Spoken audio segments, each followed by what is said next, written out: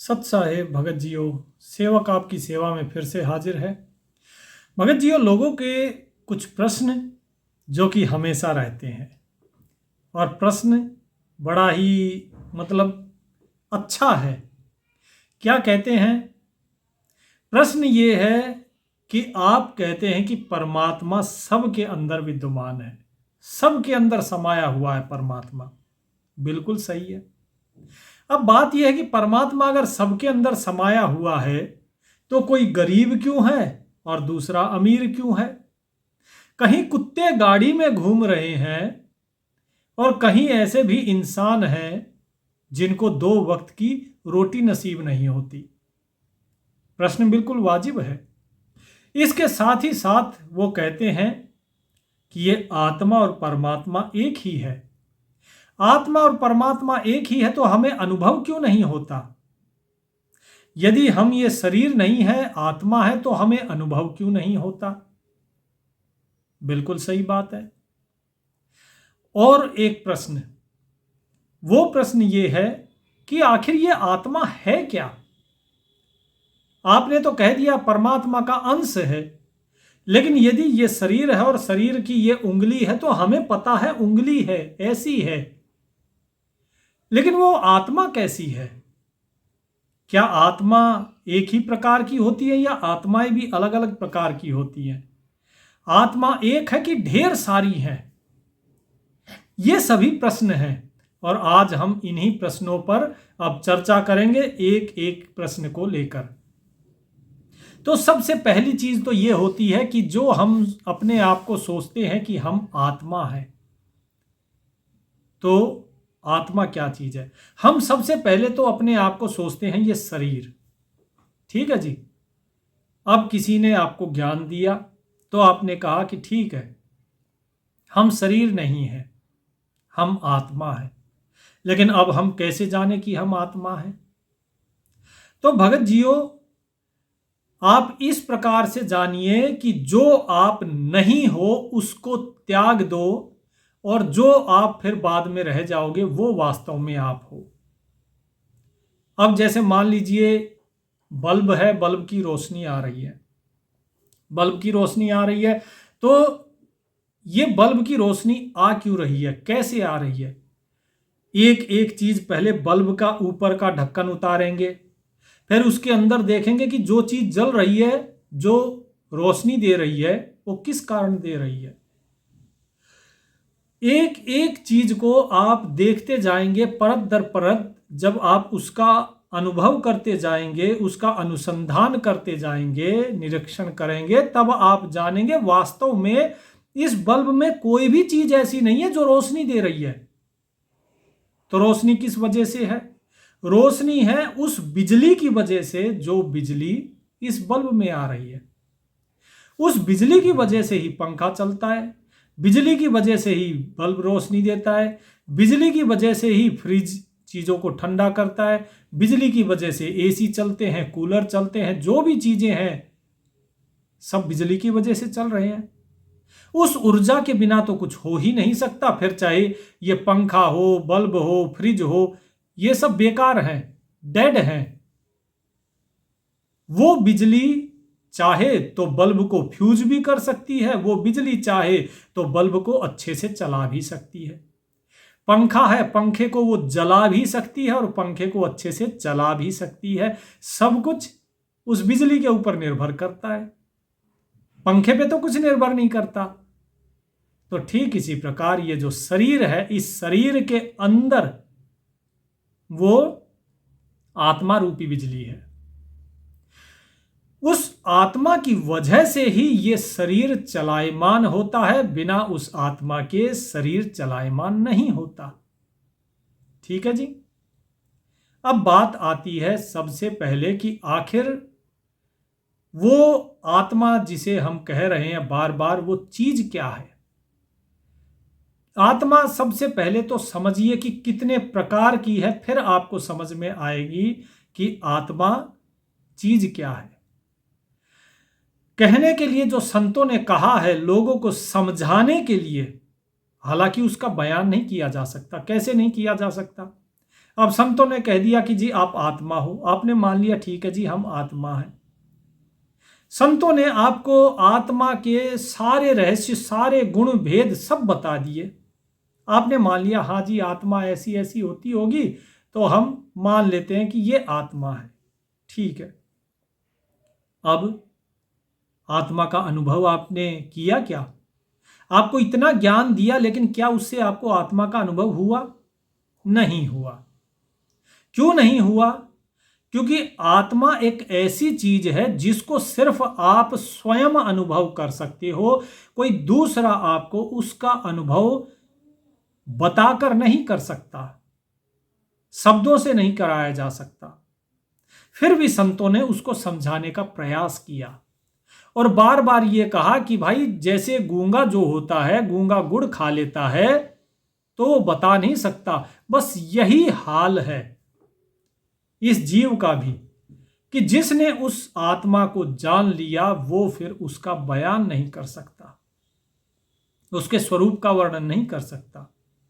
आप देखते होंगे कि संसार में लोग क्या करते हैं, भगवान ऐसा है, भगवान का ये नाम है, ये परमात्मा का सही नाम है, ये उसका नाम है, परमात्मा इस आकार का है, आकार भी खोज लिया भगवान का। वेद कहते हैं हमें उसका भेद ही नहीं पाया, और लोग कहते हैं कि हमने उसका आकार जान लिया। तो कबीर साहिब भी फिर प्रश्न पूछ देते हैं, अरे भाई तुमने जान लिया तो बताओ, दर की बात कहो दरवेशा, पातशाह है कौन स्वरूपा, कौन सो भेषा, किस भेष में है, कैसे रंग के वस्त्र पहने हैं, बताओ। अभी आप बहुत लोगों को देखोगे, मेरे को हंसी आती है, जिसमें लोग क्या है, कबीर साहिब को अक्सर दिखाया जाता है कैसा, बूढ़ा, सफेद दाढ़ी। चलिए ठीक है, हम तो संत कबीर जी के बारे में बात करते हैं, लेकिन कबीर साहिब जिनको कहा गया है सत्य कबीर, ठीक है जी, सतगुरु कबीर, उन सतगुरु की बात हो रही है कि उन सतगुरु को भी दाढ़ी में, मूछ में दिखाया जाता है कि जैसे वो बहुत बूढ़े हों, जबकि सतगुरु क्या कभी बूढ़े होते हैं? नहीं होते। ना वो बालक होते, ना जवान होते, ना बूढ़े होते, क्योंकि आत्मा ही ना बालक है, ना जवान है, ना बूढ़ी है, ना स्त्री है, ना नारी है, ना पुरुष है, कुछ भी नहीं है, इन सब से परे है आत्मा। तो सतगुरु को कैसे बूढ़ा दिखा दिया भाई? तो ये सब कुछ मन की कल्पनाएं हैं और कहीं नहीं है ये लिखा। तो साहिब की वाणी में क्या आएगा कि न वो वृद्ध है न वो बालक है। देखिए, अब यहां देखिए क्या लिखा है सतगुरु जी ने। साहिब कहते हैं, टर्या नहीं टरता रे, जो दीपक जलता रे, बिन चरणों चलता रे, जो नीका नौका सलिता रे, बहुरंगी साहिब फलता रे, और रूप विशाला रे, कुछ बिरद न बाला रे, कि उसका रूप जो है वो बड़ा ही विशाल है, न वो वृद्ध है अर्थात बूढ़ा है, और न बाला है अर्थात बालक भी नहीं है। जहां मुकुट न माला रे, न मुकुट है न माला है, लेकिन लोग क्या करते हैं, लोग कबीर साहिब के सिर पे मुकुट रख देते हैं कि वो तो राजा के समान दर्शनीय है, तो लो जी मुकुट रखो। क्या कहा कि जोगी आप दालारे ओ नजर निहाला रे, ठीक है जी, कोई पारख पावे रे, निज ध्यान लगावे रे। किसका ध्यान लगाना है? बोले निज ध्यान लगावे रे, वही परख पाता है उसको, वही पारखी उसको पा पाता है। जो अन्यत न जावे रे, जो परमात्मा को छोड़ के कहीं दूसरे की नहीं पूजा करता, और निज पद दर्शावे रे, उसके बाद साहिब उसको अपना निज पद दिखाते हैं, और उसके बाद फिर जून न आवे रे, उसके बाद जूनी धारण नहीं करनी पड़ती। तो साहिब यहां स्पष्ट कर रहे हैं कि वो परमात्मा न वृद्ध है न बाला है, ठीक है जी। वो परमात्मा, उसके बारे में समझिए। और जब साहिब ये कहते हैं कि परमात्मा और आत्मा दोनों लगभग एक ही हैं, तो फर्क क्या है, फर्क भी आपको बताएंगे। क्या कहा साहिब कहते हैं, निर्गुण निहकामी रे, साहिब निज धामी रे, अवगत घन नामी रे, है सुमरत स्वामी रे, रट आठो जामी रे। ओ मानिक जरदारे, नजरो नहीं परदारे, चाहे सो करदारे, सब पीरा हरदारे, रीते सर भरदारे। तो ये सब कुछ किसमें दिया गया है? ये अमर ग्रंथ साहिब, जो साहिब का सूक्ष्म वेद है, उसके त्रिभंगी छंद में ये सारी चीजें बताई गई हैं। ठीक है, साहिब के बारे में सब कुछ बताया गया है। तो इसीलिए जो लोग ये कहते हैं नहीं जी परमात्मा ऐसा है वैसा है, यहां साहिब ने सब कुछ बता दिया कि उसको वास्तव में ना तो पूर्ण रूप से बताया जा सकता है और ना ही उसको पूर्ण रूप से छुपाया जा सकता है। तो ऐसा है जैसे कि कोई व्यक्ति गूंगा जैसे गुड़ खा ले। अब एक सीधा सा हिसाब लीजिए कि आपने एक रसगुल्ला खाया और जिसने गुड़ खाया उसने ये कहा कि गुड़ मीठा होता है, बड़ा स्वादिष्ट है।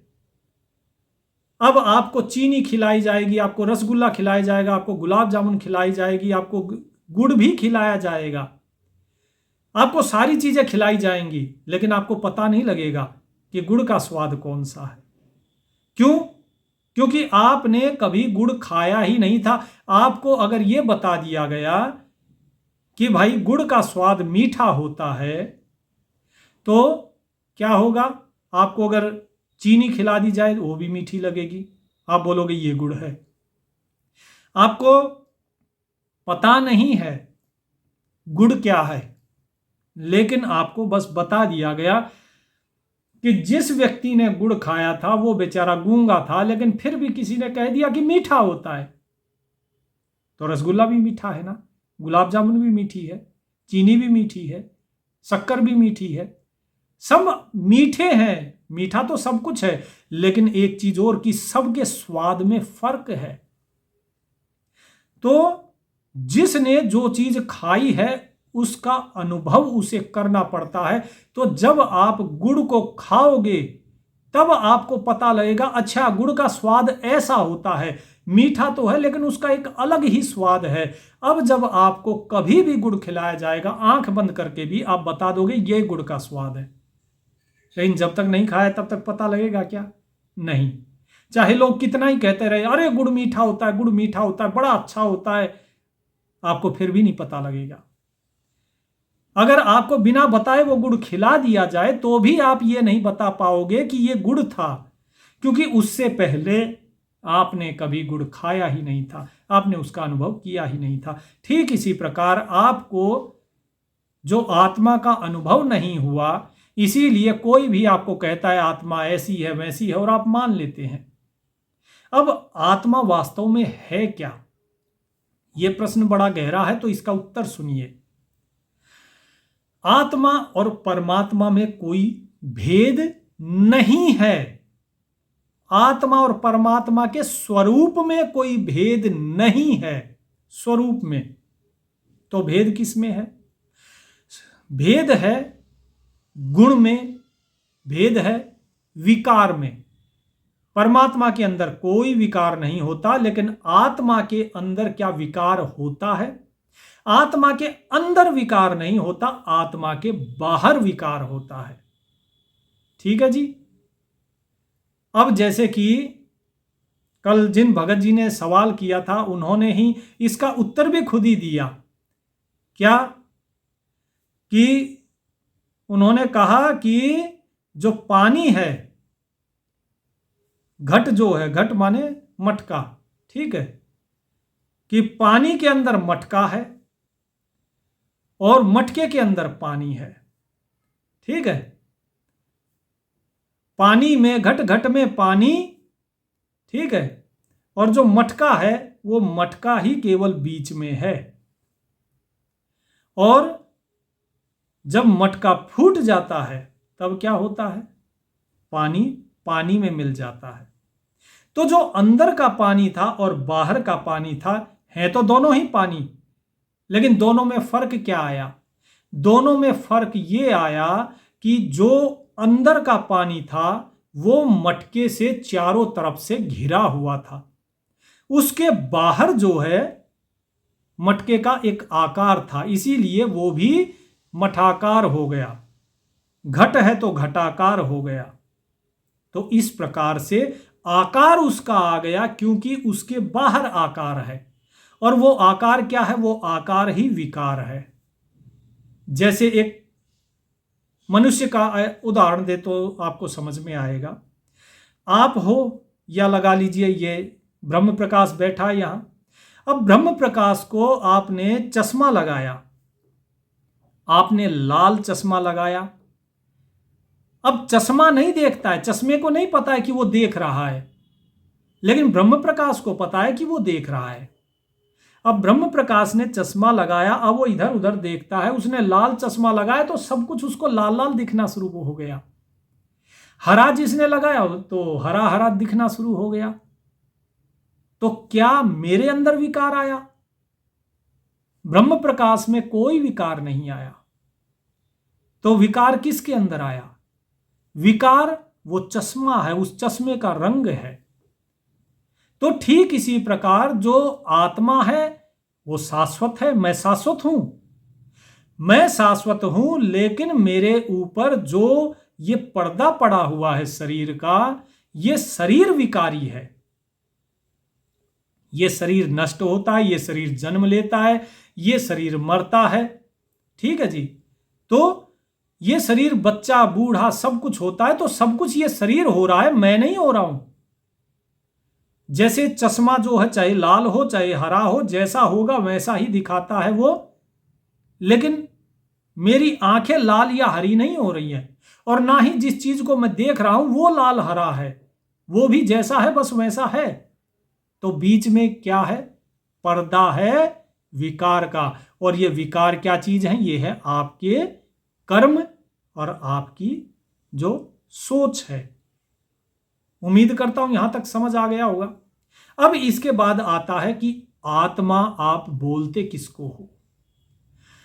तो आत्मा एक तो हो गई जो परमात्मा का ही अंश है, ईश्वर अंश जीव अविनाशी, चेतन सहज सकल सुख राशि।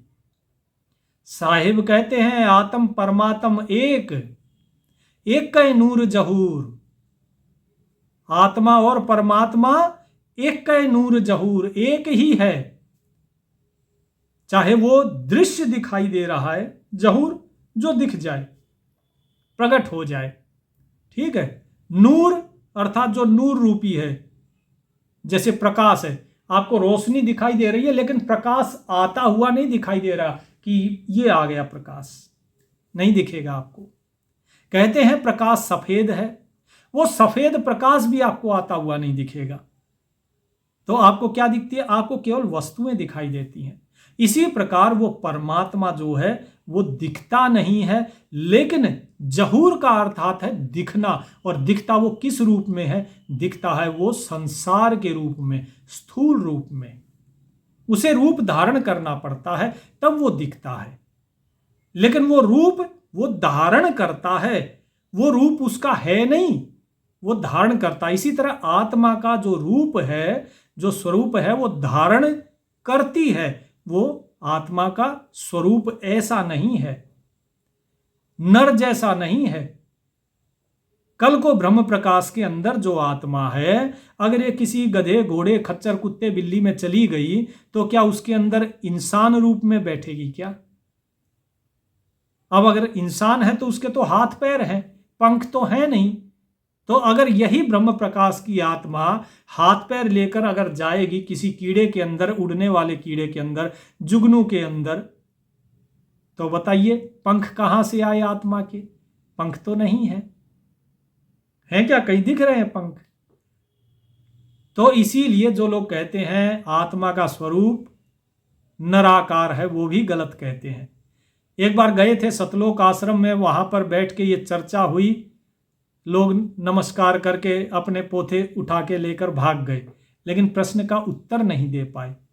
वो चाहते थे कि ये दास उस चीज को स्वीकार करे जिसका कोई प्रमाण नहीं, जिसका कोई अनुभव नहीं। वो पोथियों की बातें करते हैं और मैं अनुभव की बात कर रहा हूं, तो अनुभव के सामने पोथियां नहीं टिक सकती हैं, क्योंकि कबीर साहिब जैसे कहते हैं ना कि मैं कहता आखन की देखी और तू कहता कागज की लेखी, मैं कहता सुरझावन हारी तू राखो उरझाई रे। तो तेरा मेरा मनुआ एक एक कैसे भाई रे, एक कैसे होगा? तुम कागजों की लेखी बताते हो, मैं अनुभव की बात करता हूं। तो अब अनुभव क्या बताता है? अनुभव यह बताता है कि आत्मा दो प्रकार की होती है। आप चौंकेंगे, आत्मा के भी प्रकार होते हैं। बिल्कुल, आत्मा दो प्रकार की होती है। आत्मा दो प्रकार की कैसे होती है? आत्मा एक है शाश्वत जो है, और दूसरी आत्मा वो है जो वास्तव में है नहीं लेकिन आप कहते हैं कि वो है। दूसरी आत्मा वो है जिसे आप मानते कि ये है। वो आत्मा कौन सी है? वो आत्मा जिसे आप आत्मा कहते हैं ना, वो वास्तव में आत्मा नहीं, वो आपका अंतःकरण है। पहली आत्मा तो वो है जो परमात्मा का ही अंग है, सोहंग जिसे कहा गया, और दूसरी आत्मा वो है जो वास्तव में है अंतःकरण लेकिन आप उसे आत्मा मानते हैं। जो आप कहते हैं ना मैं 24 घंटे जो मैं करते रहते हैं, आपसे पूछा जाए कि आप शरीर हैं, आप बोलोगे नहीं ये मैं नहीं हूं। फिर आप बोलोगे आप कौन है? क्या मन हो? बोले नहीं मैं मन नहीं हूं, मैं क्या हूं? आत्मा हूं। लेकिन उस आत्मा का आपको अनुभव नहीं होता। कभी आपको अपने अंतःकरण का अनुभव होता है? नहीं होता है। तो ये जो अंतःकरण है, अब इस अंतःकरण को कहा गया है अंतःकरण चतुष्टय। जब आप वेदों में पढ़ोगे, शास्त्रों में पढ़ोगे, उपनिषदों में, तो उसे कहा गया है अंतःकरण चतुष्टय। चार पदार्थ से मिलकर बनता है अंतःकरण। और यही अंतःकरण जो है ये आपके पहले सवाल का जवाब है, जिसमें आपने पूछा कि व्यक्ति जो है ऐसा क्यों होता है कि जब सबके अंदर परमात्मा है तो कोई कष्ट भोग रहा है और कहीं कुत्ता जो है वो गाड़ी में घूम रहा है। तो ये पहले प्रश्न का उत्तर है कि उसके पीछे का भेद है आपका अंतःकरण। अब ये अंतःकरण क्या है? अब उस अंतःकरण को समझिए कि अंतःकरण जैसे कि आपको बताया गया पदार्थ चतुष्टय। तो पदार्थ चतुष्टय में क्या आता है कि जो अंतःकरण है पदार्थ चतुष्टय, अब देखिए ये हो गया, ये आपका अंतःकरण है। इसके अंदर सबसे पहला ये हो गया मन। सबसे पहले क्या हो गया? मन। और दूसरा क्या हो गया?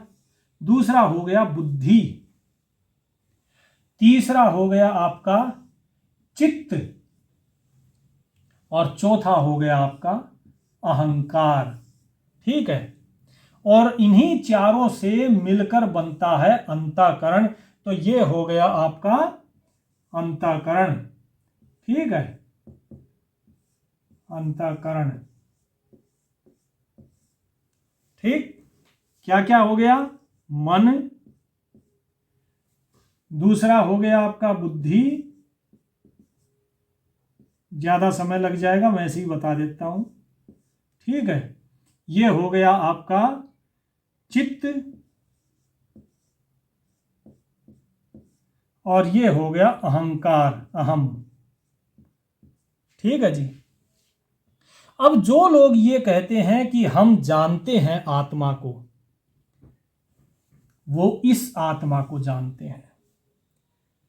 जो लोग ये कहते हैं कि हम आत्मा को जानते हैं, वो वास्तव में इस आत्मा को जानते हैं जो आपको बताया गया। और जो व्यक्ति आत्मा को जानता है वो आत्मा को नहीं जानता। ठीक है जी, इस चीज को स्पष्ट समझ लीजिए। जो व्यक्ति ये कहता है कि मैं आत्मा को जानता हूं, मुझे आत्मा के बारे में ज्ञान है, इसका मतलब वो झूठ बोल रहा है, उसको आत्मा के बारे में कोई ज्ञान नहीं है। ठीक है, क्योंकि आत्मा को आप जान नहीं सकते हो, क्योंकि जाना हमेशा दूसरे को जाता है। और आत्मा कौन है? आत्म का मतलब होता है स्वयं। हम स्वयं को जानते थोड़ी ना है, स्वयं का तो अनुभव होता है। हम स्वयं को देखते नहीं है, कभी भी स्वयं को कभी नहीं देखते हैं, स्वयं का अनुभव होता है। आप स्वयं को देख सकते हैं क्या? नहीं देख सकते। आपको शरीर दिखेगा, ये मेरा कुर्ता है, ये पेन है, ये मेरा कपड़ा है, ठीक है, मेरे पैर हैं, मेरे हाथ हैं, सब कुछ मेरा है। तो जो मेरा है मैं उसे देख सकता हूं, जो मेरा है मैं उसे जानता हूं। लेकिन जो मैं हूं, उस मैं को मैं देखता हूं, तो ये झूठ है। हम मैं को नहीं देख सकते। आप अपने आप को स्वयं अंदर नहीं देख सकते। और यही कारण है कि जो व्यक्ति सपना देखता है वो कभी भी स्वयं को नहीं देख पाता। कभी जानता है क्या सपना देखने वाला कि वास्तव में मैं कौन हूं, यह सपना देखने वाला कौन है? वो नहीं जानता है। तो जिसे आप आत्मा सोचते हैं और जिसे बड़े बड़े जो ज्ञानी मुनि ये कहते हैं कि हमने आत्मा को जान लिया, वो नहीं जानते। वो वास्तव में इसको जानते हैं, वो इस अंतःकरण को जानते हैं जिसे कहा जाता है मन, बुद्धि, चित्त और अहंकार। इन चार के समावेश से जो बनता है इसे कहा जाता है अंतःकरण चतुष्टय, या इसी को चतुष्टय, पदार्थ चतुष्टय भी बोला जाता है। चार पदार्थ। अब इस चीज को समझिए कि जो चार पदार्थ हैं वो चार पदार्थ, एक तो ये हो गए, ये चार पदार्थ जिसे आपका चित्त स्वरूप भी कहा जाता है। अंतःकरण ये क्या चीज है? इस अंतःकरण को समझिए जिसे कि आप अपनी आत्मा मानकर भूल किए हुए हैं, क्योंकि आप इसे ही आत्मा कहते हैं। और यही है जो सुख और दुख को भोगता है, यही है जो सुख और दुख के भोगने का कारण है। दोनों का भेद समझाएंगे आत्माओं का। यह पहली आत्मा है जिसे आप जानते हैं। दूसरी आत्मा कौन है? दूसरी आत्मा वो है जो इसे जानती है, वो साक्षी भाव में है, वो इसको भी जानती है। वो दूसरी आत्मा, क्योंकि वो स्वयं परमात्मा का ही अंग है। जैसे कि आप सपना देखते हैं, सपने वाला व्यक्ति आपको नहीं जानता कि आप सपना देख रहे हैं, लेकिन आप अपने उस सपने में हो रहे एक एक घटना को जानते हैं। आप उस सपने में आने वाले एक एक व्यक्ति को जानते हैं, एक एक को जानते हो। ठीक इसी प्रकार ये जो अंतःकरण चतुष्टय हैं, इस अंतःकरण को नहीं पता आत्मा कौन है, लेकिन उस आत्मा को पता है कि ये अंतःकरण ये कौन है। इसीलिए आप नहीं जान पाते, आत्मा का अनुभव नहीं कर पाते। सबके अंदर आत्मा है, लेकिन आप आत्मा का अनुभव नहीं कर पाते। क्यों नहीं कर पाते? क्योंकि आप इसे आत्मा समझे हुए हैं। ठीक है जी। चलिए, अब आती है अगली बारी। चार पदार्थ जैसे कि बताया, एक है मन जिसका हमेशा काम होता है विचार करना, एक है बुद्धि जिसका काम होता है तर्क करना, एक है इसमें चित्त जिसका काम होता है चेतनता, ठीक है, और उसके बाद चौथा है अहंकार जिसका काम होता है मैं भाव को पैदा करना। और इन्हीं के बलबूते पर इस सारे अज्ञान का जो पर्दा आपके आगे पड़ा हुआ है, ये सब कुछ अज्ञान का पर्दा है। आत्मा के आगे यही अज्ञान का पर्दा है। जैसे एक चश्मा लगा दिया जाता है ना आपके आगे, एक ही आंख पे, एक ही आंख पे, ठीक है जी। तो अभी आपकी तो दो ही आंखें हैं, तो आपने दो चश्मे लगा दिए, मतलब एक इधर लगा दिया, एक इधर लगा दिया। लाल लगा दिया तो लाल दिख रहा है, हरा लगा दिया हरा दिख रहा है, एक पे हरा एक पे लाल दिखा दिया तो कहीं हरा दिखेगा कहीं लाल दिखेगा, है कि नहीं? तो फिर इसका क्या खेल है? इसका खेल ये है कि ये जो चार चश्मे हैं, ये चारों चश्मे हैं जो कि आत्मा के आगे रख दिए गए। अब आत्मा में विकार आया क्या? नहीं आया। अब मान लीजिए पंखा है, पंखे में बिजली आई, लाइट में बिजली है, जो बल्ब है बल्ब में बिजली आई, फ्रिज में बिजली आई, ठीक है जी। ध्यान से समझिएगा इस उदाहरण को। जब बल्ब के अंदर बिजली आती है तो बल्ब जलता है ना, और वही बल्ब फिर फ्यूज भी हो जाता है। तो जल कौन रहा था? बल्ब। फ्यूज कौन हुआ? बल्ब। क्या बल्ब के फ्यूज होने से जो बिजली है वो फ्यूज हो जाती है क्या? बिजली तो फ्यूज नहीं होती।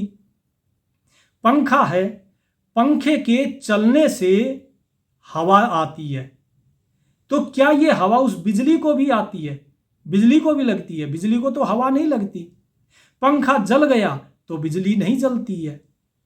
फ्रिज ठंडा करता है, एसी ठंडा करता है, लेकिन बिजली तो ठंडी नहीं होती है कि नहीं? भेद समझ रहे हैं आप कि जो विकार हैं वो विकार किस में आ रहे हैं?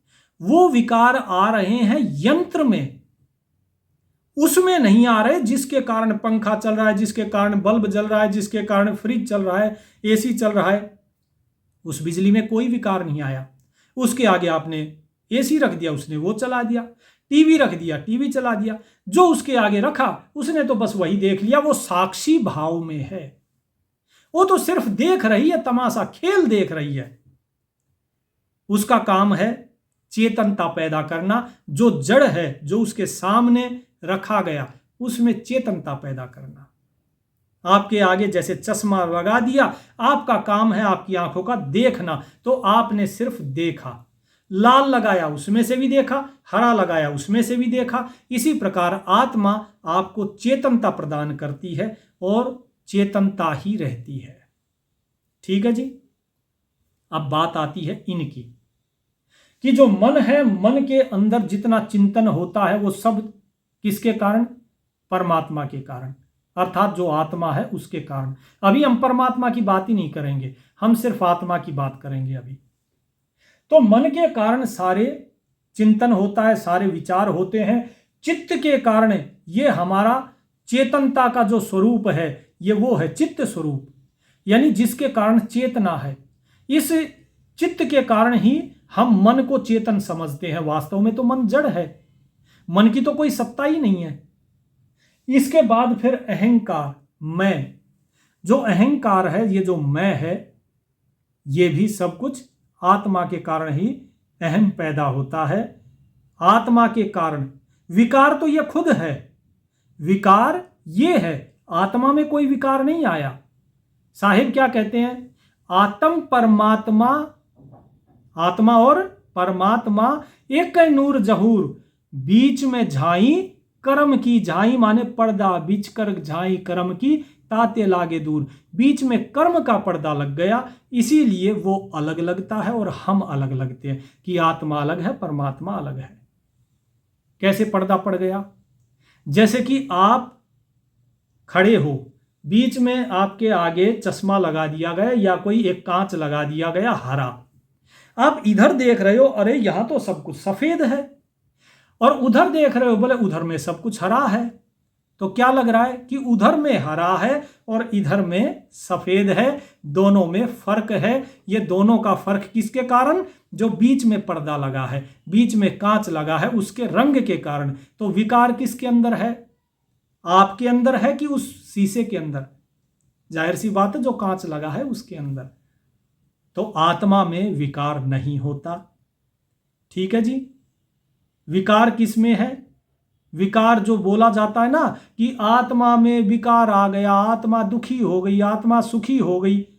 अरे एक सीधा सा उदाहरण आपको दिया बिजली का। बिजली ना जलती है, ना फ्यूज होती है, ना ठंडा होती है, ना गर्म होती है। बिजली तो बिजली है, वो बल्कि दूसरे को गर्म ठंडा ये सब करने में सहायक होती है। ठीक इसी प्रकार आत्मा जो है कर्म करवाने में सहायक है। आत्मा जो है कर्म नहीं करती, आत्मा कर्म करवाने में सहायक होती है। अब बात आएगी कि भाई फिर ये सारी चीजें कहां से, किसने ये ज्ञान दे दिया कि आत्मा ऐसा करेगी तो ऐसा हो जाएगा, आत्मा को ये शरीर धारण करना पड़ेगा, वो शरीर धारण करना पड़ेगा। कौन भोगता है? ये दुख कौन भोग रहा है, ये सुख कौन भोग रहा है? फिर है कि नहीं? सवाल तो बड़ा वाजिब है कि भाई भोग कौन रहा है? जब आत्मा कुछ करती ही नहीं है तो सुख और दुख कौन भोग रहा है? वो सुख और दुख वो आत्मा भोगती है जिसे आप आत्मा कहते हैं, लेकिन वास्तव में वो अंतःकरण है। ये चार जो हैं, ये चार उसे भोगते हैं, और कोई नहीं भोग रहा। ये चार हैं जो उसे भोगते हैं। एक मिनट,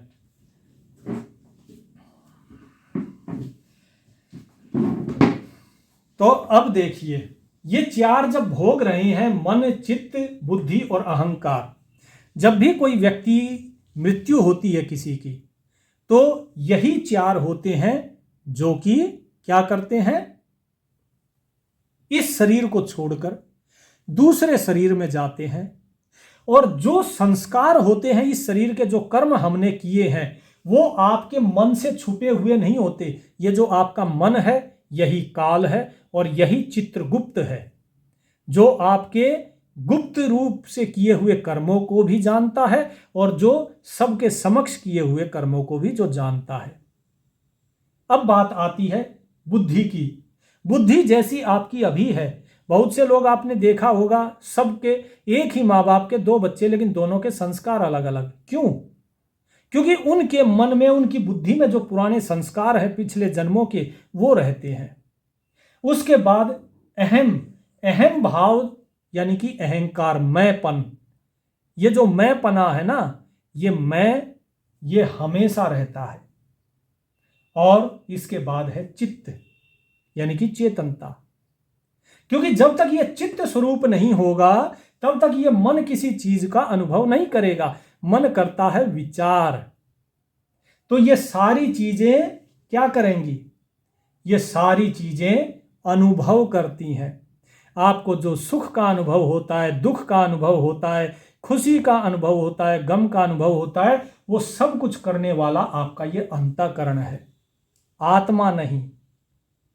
तो क्या आत्मा बार बार शरीर धारण करती है?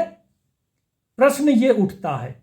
हां, करती है, लेकिन ये वाली आत्मा करती है जिसे अंतःकरण कहा गया है, लेकिन आप इसे आत्मा कहते हैं। क्योंकि अंतःकरण को आप जानते नहीं, तो आप इसे क्या कहते हैं? आप जानते हैं इसे आत्मा। अब ये चार पदार्थ जो हैं, ये मनुष्य को क्या करते हैं? ये मनुष्य को फंसाते हैं। तो क्या ऐसा भी है कि मुक्ति कौन देता है? फिर मुक्ति भी चार पदार्थ देते हैं। अब वे चार पदार्थ कौन से हैं जो मुक्ति देते हैं? तो आइए अब उनके बारे में एक बार देख लेते हैं कि साहिब क्या कहते हैं उनके बारे में। तो देखिए, वे चार पदार्थ कौन हैं? तो साहिब यहां कहते हैं कि चार पदार्थ हैं अंकुरी, सुरत निरत मन पवन हजूरी, गगन मंडल में शब्द स्नेही, जानो हंसा साहिब ये ही। क्या कहते हैं?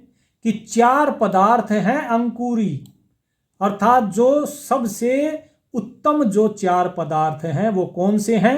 सुरत, निरत, मन और पवन। ये चारों जो हैं, ये चारों आपको क्या करते हैं? ये परम पद प्राप्त करवाते हैं। कैसे? बोला गगन मंडल में शब्द स्नेही। ये जो गगन मंडल में वो परमात्मा, शब्द स्नेही कौन है? वो परमात्मा, ठीक है, जो शब्द से स्नेह करता है। क्या कहा? जानो हंसा साहिब ये ही, और उसी को ही हे हंसों तुम साहिब अर्थात परमात्मा जानो। ठीक है जी। तो ये करता है। अब हम जानते हैं कि ये मन है जो, इस मन के अंदर, अब देखिए, मन यहां भी दे दिया साहिब ने, और मन जो है, मन अंतःकरण में भी है। तो दोनों में ये मन क्या काम करता है? तो अब दोनों के अंदर काम क्या करेगा वो भी आपको बताते हैं। दूसरा, एक जगह और यही फिर से बता रखा है कि चार पदार्थ उर माने हृदय, चार पदार्थ उर में जो वह सुरत निरत मन पवन समोवय, शील संतोष विवेक बियाना, दया धर्म जिन उर में आना। ठीक है जी, ध्यान से समझिए। ये सतगुरु जी ने साला कर्म बताया है। सतगुरु साला कर्म बतावे, सतगुरु अगम द्वीप ले जावे। यानी कि साला अर्थात शुद्ध, ये वो साला रिश्तेदार वाला साला नहीं है, शुद्ध। तो शुद्ध कर्म क्या है? कि चार पदार्थ जो हैं उसको अपने हृदय में धारण करो। पहली चीज कौन से? ये है सुरत, निरत, मन और पवन। ठीक है, इनको अपने हृदय से धारण कीजिए। दूसरी चीज क्या है? आपके हृदय में क्या होना चाहिए? शील भाव, संतोष, विवेक, ठीक है, और बियाना अर्थात जो ज्ञान है। और उसके बाद बियाना, ज्ञान कैसे हुआ? बियाना का अर्थात जो साहिब की वाणी बयान करी गई है वही है यहां पर बयान। बै के छुट्टी लगा दी तो ये बी हो गया, इसे पढ़ा जाता है बयाना, अर्थात साहिब का जो बताया हुआ ज्ञान है, उनका जो बयान है। और क्या कहा? दया धर्म जिन उर्मयाना, और जिसके हृदय में दया और धर्म आता है, ये सारे जिसके अंदर है वही आगे जा सकता है। तो यहां पर मन जो है, मन फंसाने का भी काम कर रहा है और मन आपका उद्धार का भी काम। तो मन जो है वो आपके बंधन का कारण भी है और मन ही आपकी मुक्ति का कारण भी है। इसीलिए साहिब ने कहा था कि मन के हारे हार है, मन के जीते जीत, सहजे सब विधि पाइये या मन ही की प्रतीत। सब कुछ प्राप्त होगा किसके द्वारा? मन की प्रतीत के द्वारा। मन की प्रीत, मन की लगाव जिस चीज में होगा वही चीज आपको प्राप्त हो जाएगी। तो मन के हारे हार है। अब यहां पर देखिए, लोग दो तरीके से इसका भेद निकालते हैं। पहला क्या है कि मन के हार जाने से हार होती है और मन अगर जीत जाए तो आपकी जीत होती है। लेकिन यहां भेद उल्टा है। यहां साहिब क्या कहते हैं कि यदि आप मन से हार गए तो आपकी हार है, और यदि आपने मन को जीत लिया, मन के जीतने से नहीं, आप जब मन को जीत लेते हैं तब आपकी जीत होती है, क्योंकि मन ही तो फंसा रहा है। लेकिन यही मन अगर मान लीजिए आपके वश में हो गया तो फिर आप कुछ भी प्राप्त कर सकते हैं। ठीक है जी, तो ये भेद है। अब इस चीज में तो जो चार आ गई, अब अंतःकरण के बाद जो चार चीजें आपको बताई गई वे पदार्थ चतुष्टय उनको बोला जाता है। चार पदार्थ, वे चार पदार्थ कौन से थे? मन तो है ही, ठीक है जी। मन के बाद बुद्धि जो है, बुद्धि की जगह क्या आ जाएगा? अब यहां बुद्धि से काम नहीं लिया जाता, क्योंकि आत्म तत्व, परमात्म तत्व ये बुद्धि के द्वारा नहीं समझे जा सकते। तो यहां पे क्या आएगी? सूरत। ठीक है, ये आ गई सूरत। और अहंकार, अहंकार नहीं रखना है। अहंकार को किससे समाप्त कर दिया जाता है? अहंकार को समाप्त कर दिया जाता है पवन के द्वारा। ठीक है, पवन के द्वारा कैसे? कि ये जो श्वासें आ रही हैं, ये जो आ रही हैं, तो सत्य नाम का सुमरन जब हम करते हैं तो क्या करते हैं कि ये पवन से ही वो मालिक अंदर और वही बाहर। और जब वही है तो आप कहाँ हो? अहम कहाँ रह गया? तो वो पवन हो गई। और दूसरी चीज आ गई निरत। ये चित्त को छोड़ दो, अब केवल नृत्य यहां पे रह जाएगी। ठीक है, तो ये हो गई नृत्य। तो ये चार पदार्थ हो गए। ये चार पदार्थ अब बन गई आपकी क्या? जो मुक्ति में सहायक है, जो आपको वास्तव में असली आत्मा के बारे में दर्शाएंगे, जो असली आत्मा है। तो उम्मीद करता हूं ये चीजें आपको समझ में आ गई होंगी, और यह भी आपको समझ में आ गया होगा कि दोनों आत्माओं में भेद क्या है। आप किसे आत्मा कहते हैं, और जब आपने इसे आत्मा कहना शुरू किया अंतःकरण को, तब संतों को फिर परमात्मा शब्द का प्रयोग करना पड़ा कि संसार तो इसे आत्मा कह रहा है। अपने अंदर के मन, बुद्धि, चित्त और अहंकार, वो इसे ही आत्मा जान रहा है। मेरी आत्मा दुखी हो गई, मेरी आत्मा सुखी हो गई। अरे दुख सुख कौन अंतःकरण अनुभव करता है? आत्मा नहीं। जब कभी भी आप सोते हो, सोते हुए अगर मान लो आपको सपने में कोई धन प्राप्त हो गया, आप तो सो रहे हो, क्या बाहर सपना देखने वाला व्यक्ति धन को प्राप्त कर लेता है क्या? नहीं ना। सपने का धन सपने में ही रह गया। तो धनी कौन हुआ था? उस सपने का व्यक्ति ना कि आप। ठीक इसी प्रकार जो जन्म मृत्यु वाली जो आत्मा शरीर धारण करती है वो ये आत्मा है। जो दूसरी आत्मा है वो केवल और केवल आपके शरीर में चेतनता देने के लिए है। वो चेतना देती है और वास्तव में वही आप हो। आप चेतना दे रहे हो। अब इस चीज के बारे में हम अगले सत्संग में विस्तार से जानेंगे और फिर आपको यह भी पता लग जाएगा कि आपको क्यों ये सारे कष्ट भोगने पड़ते हैं। तो अगले सत्संग में मिलते हैं। तब तक सेवक को आज्ञा दीजिए। सत साहिब।